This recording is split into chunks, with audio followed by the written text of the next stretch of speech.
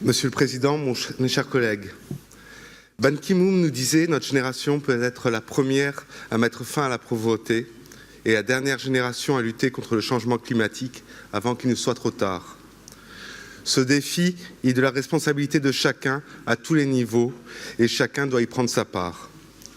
La multiplication des phénomènes extrêmes météorologiques de ces dernières années, voire mois, a accéléré la prise de conscience de nos concitoyens et surtout des décideurs mondiaux.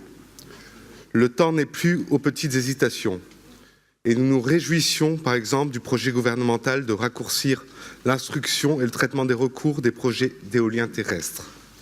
Cela rejoint et complète notre feuille de route pour relancer l'éolien terrestre qui sera prête avant l'été. La région Bretagne est résolument engagée dans la transition écologique depuis longtemps. Notre feuille de route est claire.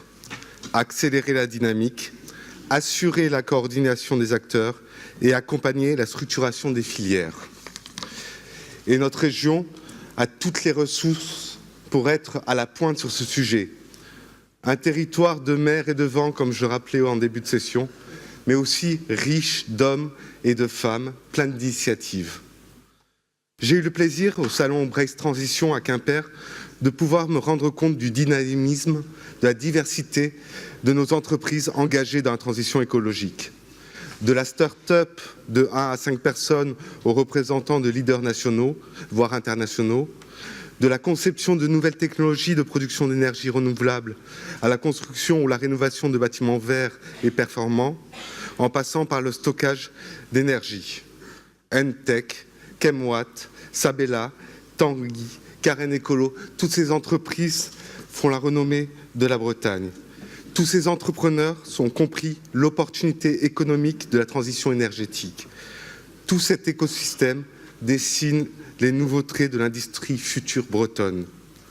Je salue d'ailleurs les résultats engrangés en un an par le projet SMILE, initié fin 2016 par les régions Bretagne et Pays de Loire, qui comptabilise désormais près de 200 adhérents et une vingtaine de projets. Le déploiement va être élargi en 2018 au département du Finistère et des Cordes d'Armor, couvrant ainsi l'ensemble du territoire breton. Ce projet de développement à grande échelle de réseaux électriques intelligents atteste de la vitalité de cette filière dans le Grand Ouest et dessine les contours d'une nouvelle filière économique d'avenir pour la Bretagne. Je sais, Monsieur le Président, qu'une autre filière industrielle d'avenir vous tient à cœur. Il s'agit bien entendu des énergies marines. Nous pouvons nous féliciter du bon état d'avancement du chantier du port de Brest. Les travaux sur le polder battent leur plein, si bien que le nouveau terminal EMR sera prêt à temps pour accueillir les industriels du secteur. C'est, je le rappelle, un engagement volontariste de la région pour assurer que les projets au large de nos côtes bénéficient au territoire breton. Bref, pour répondre aux défis environnementaux, nous déclinons une politique énergétique qui vise à la fois la sobriété et le développement des énergies vertes. C'est prendre nos responsabilités vis-à-vis de tous ceux qui subissent déjà les effets du changement climatique. C'est prendre nos responsabilités vis-à-vis des générations futures. La Brace COP nous permettra de prendre de nouveaux engagements, collectivement, avec tous nos partenaires, pour le développement durable de la Bretagne.